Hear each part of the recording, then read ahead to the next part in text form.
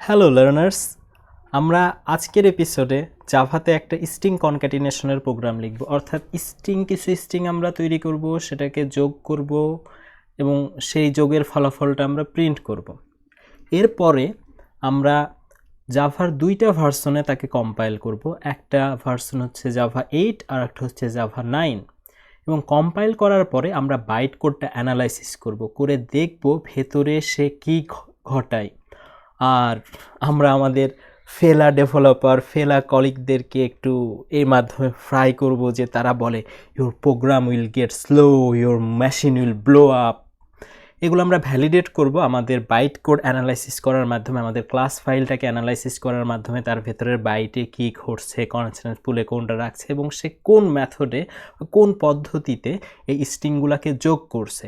এবং আমরা ভ্যালিডেট করব আমাদের কলিগ ডেভেলপার্স তাদের কোডকে আমাদের চেয়ে অনেক বেশি ফ্লাই হাই করে নাকি আমাদের থেকে স্লো চলে, সেগুলো আমরা বাইট কোড অ্যানালাইসিসের মাধ্যমে শিখব। এর জন্য আপনাদের যেটা লাগবে সেটা হচ্ছে যে জেডিকে থাকা লাগবে। জাভা 8 এবং জাভা 9 আপনি চাইলে অন্যান্য ভার্সনে জেডিকেগুলো ইনস্টল করে এটাকে টেস্ট করে দেখতে পারেন কোন জাভার ইমপ্লিমেন্টেশনে এটা কি ঘটছে। জাভার ইমপ্লিমেন্টেশন বলতে কিন্তু আমি বোঝাচ্ছি যে জাভা সোর্স কোডটা জাভা সি দিয়ে যখন কম্পাইল করছি এটাই কিন্তু সেই জাভার ইমপ্লিমেন্টেশন। এরপরে জেভিএমের ইমপ্লিমেন্টেশনটা কিন্তু আলাদা। তো আমরা এখন ডাইরেক্ট কোডে চলে যাই। তো আমাদের হচ্ছে এই জেডিকেগুলা থাকার পাশাপাশি আরও দুইটা জিনিস লাগবে। একটা হলো যথেষ্ট পরিমাণে ধৈর্য এবং সময়। তো আমি ভিমতে একটা টেক্সট ফাইল ওপেন করছি, জাভা টেক্সট ফাইল .জাভাতে প্লেন টেক্সট ফাইল। তো আপনি চাইলে যে কোনো প্লেন টেক্সট এডিটর ব্যবহার করতে পারেন, আইডিও ব্যবহার করতে পারেন, সেটা আপনার উপরে। তো আমি ভিম দিয়ে কনক্যাট আগে দেখে নিই আমাদের ডাইরেক্টরিতে কী আছে।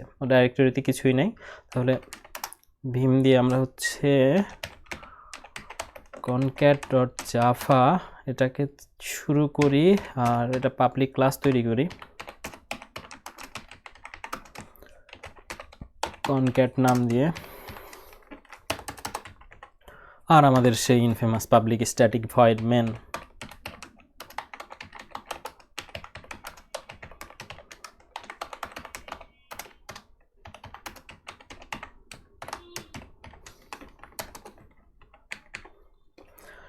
এখন আমরা দুইটা স্ট্রিং, আমরা যে স্ট্রিংটাকে যোগ করব সেটা হলো যে হ্যালো, আর একটা হচ্ছে লার্নার্স, আর মাঝখানে একটা স্পেস থাকবে। তো আমাদের তিনটা স্ট্রিং ভেরিয়েবল আমরা তৈরি করব।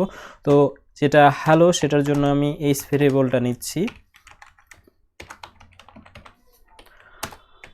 লার্নার্সের জন্য নিচ্ছি এল, আর স্পেসের জন্য আমরা কিছু লিখছি না, ওটা আমরা লিটারাল স্ট্রিং ওখানে ব্যবহার করব। আর একটা স্ট্রিং নিচ্ছি, সেটা হচ্ছে রেজাল্ট হিসাবে রেজ। তো এটা এমটি স্ট্রিং, এটাতে কিছু থাকবে না। এখন আমরা এটাকে প্রিন্ট করব, system.out.println। এখানে আমরা রেজাল্টটা প্রিন্ট করে দিব। আচ্ছা, তার আগে তো আমরা এটাকে যোগ করতে হবে রেজাল্টের সাথে, তাই না? তো রেজাল্টের সাথে যদি আমি যোগ করি রেজাল্ট, এখন একটা বিষয় হচ্ছে যে আমি এখানে স্ট্রিং বিল্ডার ব্যবহার করছি না, আমি প্লাস সাইনটা অথবা প্লাস অপারেটরটাকে ব্যবহার করছি। তো প্লাস ইকুয়াল এইচ, তারপরটাতে প্লাস ইকুয়াল আমাদের একটা স্পেস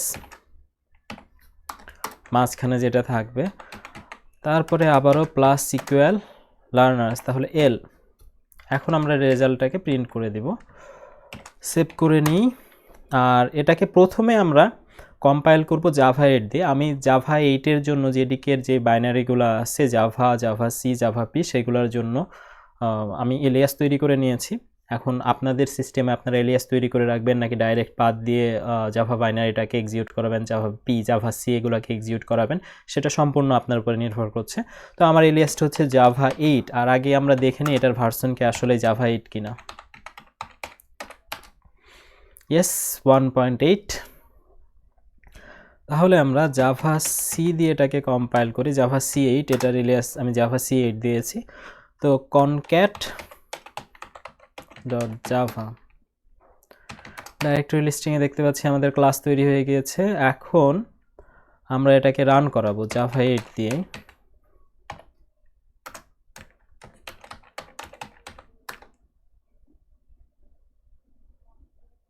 আমাদের হ্যালো লার্নার্স, আমাদের ডিজায়ার্ড রেজাল্টটা আমরা পেয়ে গিয়েছি। এখন আমরা এটাকে অ্যানালাইসিস করব যে এর ভেতরে কি থাকে, আর সেই সাথে সাথে আমরা বাইট কোডগুলোও শিখবো হালকা পাতলা।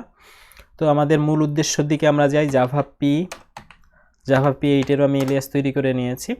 আর আরেকটা বিষয় হচ্ছে যে আপনি জাভা 8-এর 9-এর যে কোনো একটা জাভা পি ব্যবহার করতে পারেন, শুধু আমাদের খেয়াল রাখতে হবে, এবং জাভাটাও যে কোনোটার ব্যবহার করতে পারেন, শুধু খেয়াল রাখতে হবে আপনি জাভা সি কোনটা ব্যবহার করছেন। কারণ জাভার কোন ইমপ্লিমেন্টেশনে, জাভার কোন ভার্সনের কম্পাইলার ইমপ্লিমেন্টেশনে কি করা আছে, অর্থাৎ ইমপ্লিমেন্টেশন ওয়াইজ তারা রেজাল্টগুলো তো আপনার প্রোগ্রাম রান করলে একই আসবে, কিন্তু ভেতরে তারা বিভিন্ন ধরনের অপটিমাইজেশন করে, সেইগুলো হচ্ছে এক এক ভার্সনে এক এক রকম। সেটাই আমি বলছি জাভার কোন ইমপ্লিমেন্টেশনে।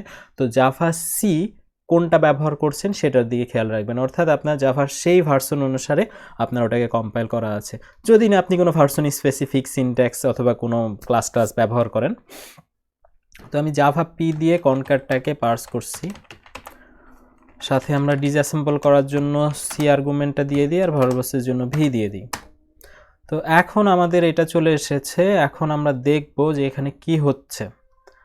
তো LDC2, LDC3, LDC2টা কি এবার আমরা কমেন্ট থেকে দেখে নেব, অথবা আমরা কনস্ট্যান্ট পুলে গিয়ে দেখতে পারি যে এখানে কি হচ্ছে। তো কনস্ট্যান্ট পুল তো আমি গতদিন বুঝিয়েছি যে এখানে কি কি থাকে, কি জন্য থাকে, তারপরে কত ভাগে বিভিন্নভাবে ভাগ করা থাকে। তো আমরা এখন শুধু হচ্ছে আমাদের এই কমেন্ট দেখে এটা বুঝে নিচ্ছি। এবার A*1 এটা কিন্তু A__1 শুধু 1 না, _1, অর্থাৎ একটা সে বাইট কোড, সেই ইনস্ট্রাকশনটা কি করছে। এলডিসি কি করে, এলডিসি আমাদের লোড কনস্ট্যান্ট করে কোথায় থেকে, কনস্ট্যান্ট পুল থেকে পুল করে কি করে, স্ট্যাকে পুশ করে। এখন যখন সেই স্ট্যাকে পুশ করলো, সেটা হচ্ছে তো আমরা একটা লোকাল ভেরিয়েবল তৈরি করেছিলাম ওই যে এস দিয়ে, এস না ওটা এইচ দিয়ে। তো সেটাকে সে 1 নাম্বার, যেটা হচ্ছে আমাদের লোকাল ভেরিয়েবলের যে অংশটা থাকে জেভিএম এর মধ্যে, তো লোকাল ভেরিয়েবলের সেই স্লটগুলাতে সে সাজিয়ে দিচ্ছে। 1 নাম্বার ইন্ডেক্সে দিচ্ছে। 0 নাম্বার ইন্ডেক্সে কে আছে, 0 নাম্বার ইন্ডেক্সে দিস আছে। অথবা যদি বলি ও আচ্ছা না, এখানে হচ্ছে এই জায়গাতে দিস থাকবে না, কারণ এটা তো স্ট্যাটিক মেথড, এটা ইনস্ট্যান্স মেথড না, সরি। তারপর হচ্ছে আমাদের যেটা হচ্ছে এলডিসি 3 নাম্বার কনস্ট্যান্ট পুল থেকে আমরা যেটা নিচ্ছি সেটা হচ্ছে যে লার্নার্স, সেটাও আমরা 2 নাম্বার স্লটে স্টোর করছি। আর আরেকটা বিষয় হচ্ছে এই স্টোর যেগুলো স্টোর করে সেগুলো কোথায় স্টোর করে, সেগুলো কিন্তু স্ট্যাকে স্টোর করে না, সেগুলো লোকাল ভেরিয়েবলের যে স্লটগুলো আছে সেইগুলোতে সে স্টোর করে ইন্ডেক্স ওয়াইজ। তো আর আরেকটা জিনিস বলতে তো ভুলে গেলাম, 1 নাম্বারে কে আছে আমাদের, 0তম ইন্ডেক্সে কে আছে। 1 নাম্বার ইন্ডেক্সে তো আমাদের হচ্ছে আমরা ওটাকে স্টোর করলাম আমাদের হ্যালোর যে ভেরিয়েবলটা আছে, ভেরিয়েবলে যে স্ট্রিংটা আছে এটাকে, তো এইসে। তারপরে হচ্ছে পরেরটা আমরা এলডিসি আবার যখন করলাম তখন লার্নার্সকে এটা 3 নাম্বারে করলাম। 0 নাম্বারে কে থাকলো, 0তম ইন্ডেক্সে থাকলো হচ্ছে আর্গুমেন্টস, অর্থাৎ আর্গুমেন্টস কে ছিল, পাবলিক স্ট্যাটিক ভয়েড মেইনের, পাবলিক স্ট্যাটিক ভয়েড মেইনে ছিল যে একটা স্ট্রিং অ্যারে থাকবে যার নাম আমরা দিয়েছিলাম আর্কস। তো ওই আর্কসটা আছে আমাদের 0তম ইন্ডেক্সে। আমাদের যে প্যারামিটারগুলো আমরা ডিক্লেয়ার করি এবং যখন আমরা তাতে আর্গুমেন্ট পাস করি, সেগুলো আমাদের অটোমেটিক্যালি আমাদের লোকাল ভেরিয়েবলের স্লটে যুক্ত হয়ে যায় প্রথম থেকে। তো যতগুলা লোকাল স্লট আমাদের থাকবে, যতগুলো আমাদের আর্গুমেন্ট প্যারামিটার থাকবে, সেই অনুসারে আমাদের ততগুলো আর্গুমেন্ট প্রথমে ভুলে যেতে হবে যে ওইগুলো আমার কাছে নাই, ওইগুলো সে নিয়ে নিয়েছে। এরপরে বাইট কোডগুলো আমাকে সাজাতে হবে যদি আমি হাতে কলমে করি অথবা আমার একটা প্রোগ্রাম তৈরি করে করি। তো এখন এলডিসি 4 নাম্বার স্ট্রিং, এটা হচ্ছে যে আমরা যেটা এমটি স্ট্রিং তৈরি করলাম না রেজাল্টের জন্য, সেই জন্য এখানে কিছু দেখাচ্ছে না। তো যাই হোক, এবার A*3-তে আমরা লোকালে স্ট্যাকে এটাকে পুশ করলাম, 4 নাম্বারকেও পুশ করার কনস্ট্যান্ট পুল থেকে লোড করলাম, স্ট্যাকে পুশ করলাম, এবং এই স্টোর সেটা দিয়ে আমরা লোকাল ভেরিয়েবলের স্লটে তাকে যুক্ত করে দিলাম। এরপরে আসছে আমাদের সেই ম্যাজিক পার্ট, যেটা আমি দেখাতে চেয়েছিলাম, যেই মিসকনসেপশন দূর করতে চেয়েছিলাম। আমরা তো স্ট্রিং বিল্ডার ব্যবহার করিনি, তাহলে আমাদের কলিগরা, ফেলা ডেভেলপার্সরা, অন্যান্যরা বলবে your program will get slow, your machine will blow up. তো অল দ্য বেলস অ্যান্ড হুইসেলসকে আমরা চুটকি মেরে মিউট কোথায় করে দিতে পারি, এই জায়গাতে। আমাদের নিউ হচ্ছে আর একটা বাইট কোড ইনস্ট্রাকশন। তো সে হচ্ছে 5 নাম্বারে কি পাচ্ছে, 5 নাম্বার আমাদের কনস্ট্যান্ট পুলে সে পাচ্ছে হচ্ছে যে স্ট্রিং বিল্ডার, এই যে ফুললি কোয়ালিফাইড নেম দেওয়া আছে। তো স্ট্রিং বিল্ডার, সে কিন্তু একটা স্ট্রিং বিল্ডারের ইনস্ট্যান্স তৈরি করছে, তো তৈরি করলো, সে তো অন্য কোনো পারপাসে তৈরি করতে পারে ভেতরে। এবার এবং এইটা তৈরি করে দিয়েছে কে, জেভিএম না, এটা তৈরি করে দিয়েছে জাভা সি, জাভা কম্পাইলারটা, এবং জাভার 8ম ভার্সনের কম্পাইলারটা, তো জাভা 8-এর 1.8 যেটা আমরা বলছি। তো এরপরে আসলো সে ইনভোক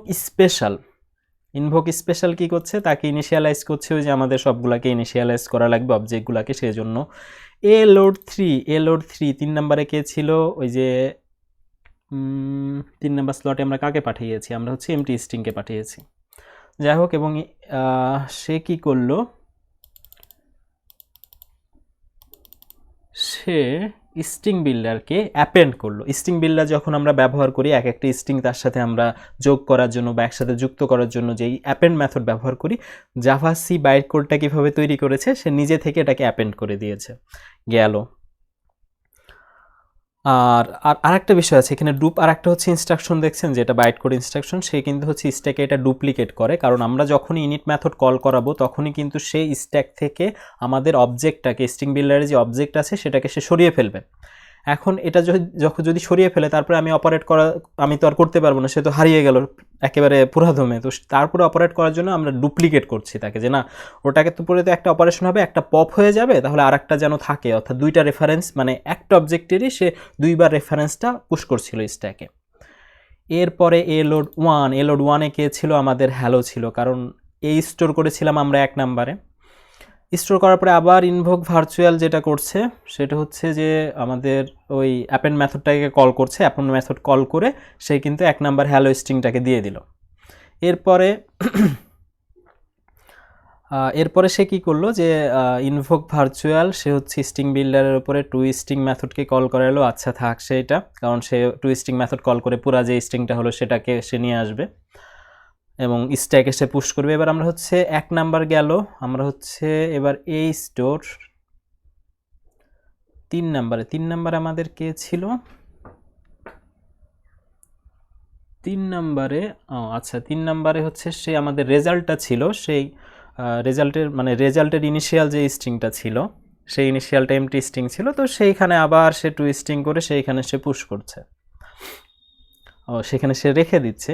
আবার সে নিউ করলো, আবার সে স্ট্রিং বিল্ডার তৈরি করলো, ডুপ্লিকেট করার পরে আবার ইনিট মেথডকে কল করলো, লোড 3 নাম্বারকে করলো, 3 নাম্বারকে করার পরে আবার সেমভাবে আমরা একই প্যাটার্ন দেখতে পাই, সে আবার 3কে কিন্তু পুশ করে দিল। 3-এ যেতে পুশ না, স্টোর করলো আমাদের লোকাল ভেরিয়েবলের যে স্লটগুলো, 3 নাম্বার যে স্লটটা আছে 3 নাম্বার ইন্ডেক্সে সেইখানে।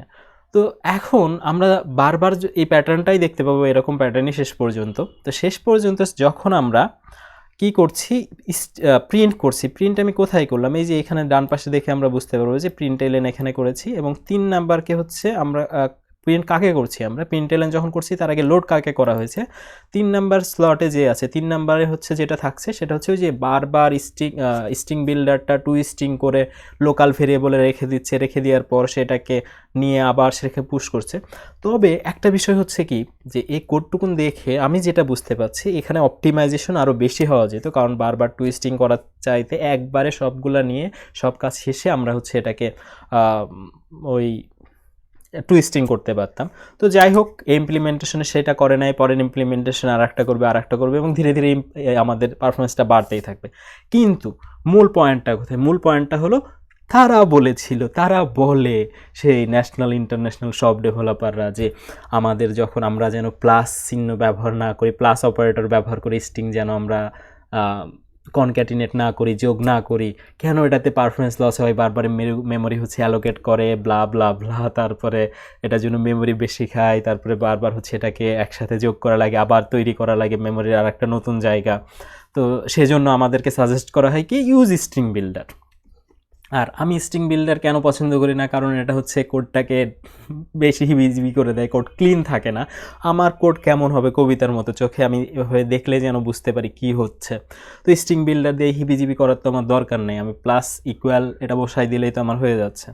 তো এখন আমাদের এই জায়গাতে ভ্যালিডেট হয়ে গিয়েছে যে আমাদের প্লাস চিহ্ন ব্যবহার করলে কোনো সমস্যা নেই, ভেতরে ভেতরে জাভা সি বাইট কোড তৈরি করার সময় সে নিজে থেকে স্ট্রিং বিল্ডারের অবজেক্ট তৈরি করে সে নিজে ওখানে অ্যাপেন্ড করছে। এখন ব্যাপার হচ্ছে যে আগের ইমপ্লিমেন্টেশন, যা 8-এর আগের ইমপ্লিমেন্টেশনে যদি এক এক করে আমরা পেছনে যাইতে থাকি, এগুলো তো ছিল না, যখন স্ট্রিং বিল্ডার আসেই নাই তখনও তো ছিল না, তখনকার কথা আলাদা ছিল। ব্যাপার হচ্ছে যে আমরা আমাদের মতো ক্লিন ওয়েতে কোড করবো এবং সেটার ফার্স্ট দায়িত্ব হচ্ছে ল্যাঙ্গুয়েজের ইমপ্লিমেন্টেশন, মানে ইমপ্লিমেন্টেশনটার উপর ইমপ্লিমেন্ট কে করবে, কম্পাইলারটা করবে। পরের যেটা সবথেকে বড় ম্যাজিক কে খাটাবে সেটা হচ্ছে জেভিএমটা। সে বিভিন্ন ধরনের প্রিডিকশন করে সেগুলোকে অপটিমাইজ করবে, তারপরে সে মেশিন কোডে পরিণত করবে, বেয়ার মেটাল পারফরমেন্স নিয়ে আসবে। তো এগুলা তারপরে ছেড়ে দিলাম। তো গেল আমাদের হচ্ছে জাভা 8 ভার্সনে কি হয়। তো আমাদের এটা ভ্যালিডেটেড, আমাদের প্লাস সিকুয়েল এটা ব্যবহার করলে কোনো সমস্যা নেই, অর্থাৎ স্ট্রিং কনক্যাটিনেট করার জন্য প্লাস অপারেটর বা প্লাস চিহ্ন এনাফ, আমাদেরকে স্ট্রিং বিল্ডার নিয়ে আসার দরকার নেই। এখন এটা তো গেল আমাদের 8 ভার্সনে, আমরা এখন দেখব আমাদের 9 ভার্সনে কি হয়। তো আমার যে ডিফল্ট যেটা হচ্ছে জেডিকে আছে সেটা হচ্ছে আমার 9টা, আমি ভার্সন চেক করে দেখাচ্ছি। ভার্সন হচ্ছে এটা 11, সরি 11টা।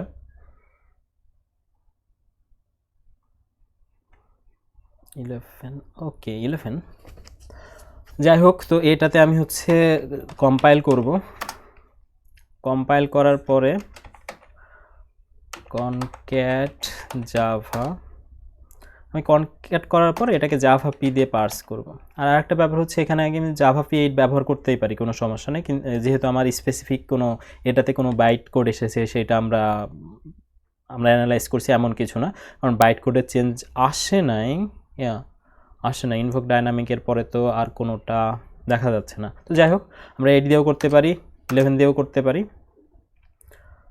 তো এখন আমি যেটা দেখব সেটা হচ্ছে যে এটার কম্পাইল যেটা ক্লাস ফেলে তার আগে রান করে নিতে হবে। আমাদের রান করে দেখি আমাদের রেজাল্টটা ঠিকই আসছে কিনা।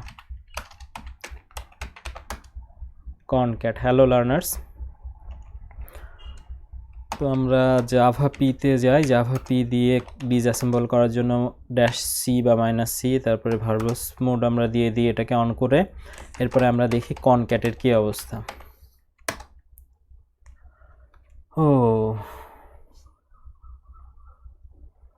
এখানে হচ্ছে আমাদের বাইট কোড খুবই কম, ওইটার মতো জাভা 8-এর মতো এত বেশি নেই। তো এখানে কি করা হয়েছে, ওই যে 2 নাম্বার স্লটে 2 নাম্বার হচ্ছে আমাদের ইয়াতে কনস্ট্যান্ট পুলে 2 নম্বর জায়গাতে হ্যালো, তারপরে লার্নার্স, তারপরে এমটি স্ট্রিং। তো এটা করতে করতে করতে করতে আমাদের যেটা করা হয়েছে সেটা হচ্ছে এখানে আমাদের কোনো স্ট্রিং বিল্ডার অবজেক্ট তৈরি করা হয় নাই। এই ইমপ্লিমেন্টেশনে কি করেছে, ইমপ্লিমেন্টেশনে সে ইনভোক ডাইনামিক করেছে, এবং ইনভোক ডাইনামিক করার সময় তার কিছু ইনফরমেশন আছে সে কীভাবে এটা করেছে। সেটা হচ্ছে যে মেক কনক্যাট উইথ কনস্ট্যান্টস, এবং ভেতরে সে কি নিয়েছে, এল জাভা স্ট্রিং, অর্থাৎ জাভা স্ট্রিং যেটা আছে মানে জাভার আমরা যে স্ট্রিংটা দিলাম ওই স্ট্রিংটা টাইপ এখানে স্পেসিফাই করছে যে প্রথমটা হবে স্ট্রিং, দ্বিতীয়টাও হবে স্ট্রিং, তার রিটার্ন টাইপটাও হবে স্ট্রিং, এবং সে একটা ওটাকে স্ট্যাকে পুশ করবে, সেটাকে আবার স্টোর করা হবে লোকাল ভেরিয়েবলের যে স্লটগুলো আছে সেখানে। তো এইখানে কিন্তু আমাদের কোনো স্ট্রিং বিল্ডারও নাই, আমরা যেভাবে আগে যোগ করতাম সেটাও নাই। আমরা যদি ওই 5-6-এর ওইগুলার বাইট কোড অ্যানালাইসিস করে দেখতে পাবো। তো এখন সে কিভাবে করলো, ইনভোক ডাইনামিক এটা আসলে মূলত যখন তারা বাইট কোড ইনস্ট্রাকশন এটাকে অ্যাড করে, মানে অনেক বছরে এটাই একমাত্র এডিশন আমার যতটুকুন মনে পড়ে। তো এটা যখন তারা করে, এটা মূলত করেছিল আমাদের ডাইনামিক ল্যাঙ্গুয়েজ যেগুলো আছে, যেগুলো জাভার মতো এত অবজেক্ট ওরিয়েন্টেড না, অথবা অবজেক্ট ওরিয়েন্টেড হলেও সে টাইপ সেট না, অথবা সে ডাক টাইপ, অথবা টোটালি টাইপলেস, সেই ল্যাঙ্গুয়েজগুলোকে ইমপ্লিমেন্ট করার জন্য ইনভোক ডাইনামিক নিয়ে এসেছিল। যেন একটা কল সাইট থাকে, সেই কল সাইট হচ্ছে রান টাইমের উপরে ডিপেন্ড করে, রান টাইমে সে ডিসিশন নেয় কাকে কল করবে। স্ট্যাটিক্যালি এটা হচ্ছে যেগুলোকে আমাদের স্ট্যাটিক্যালি বাইট কোডের মধ্যে আমরা বলে দিতে পারি না, তোমাকে ওই ক্লাসের অথবা ওই অবজেক্টের ওই মেথডটাকে কল করা লাগবে, তখনই আমাদের ইনভোক ডাইনামিক নিয়ে আসতে হয়। তো ইনভোক ডাইনামিক নর্মালি আমাদের পিওর জাভাতে কোনো দরকার নাই।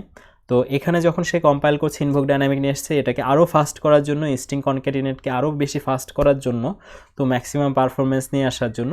তো এখানে আমরা এই ভার্সনটাতে, নতুন ভার্সনে এসে দেখছি কি নিউয়ার ভার্সনে, একেবারে নতুন না, এরপরেও তো আরও আছে 14, 15, 16।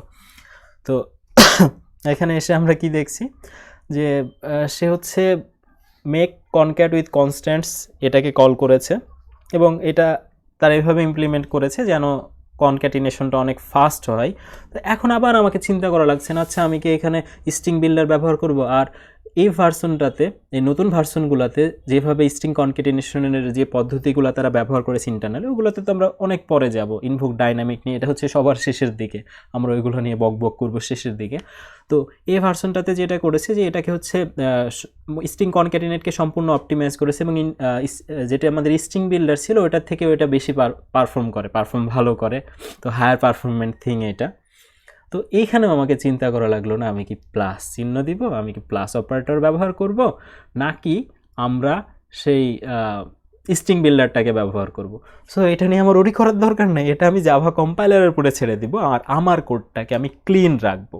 এখন কিছু কিছু ক্ষেত্রে আছে যে আমাদের কিছু বিশেষ করে সিস্টেম অ্যাপ টাইপের যে অ্যাপ্লিকেশনগুলো তৈরি করতে হয়, সেইগুলো তৈরি করার সময় আমাদেরকে অনেক মাইক্রো অপটিমাইজেশনে যাইতে হয়। তো আমাদের তো অন্যান্য অ্যাপ্লিকেশনগুলো আমাদের হচ্ছে এই মাইক্রো অপটিমাইজেশন দরকার নাই। আর মাইক্রো অপটিমাইজেশনটা হলো আসলে কাইন্ড অফ কিডিশ থিং।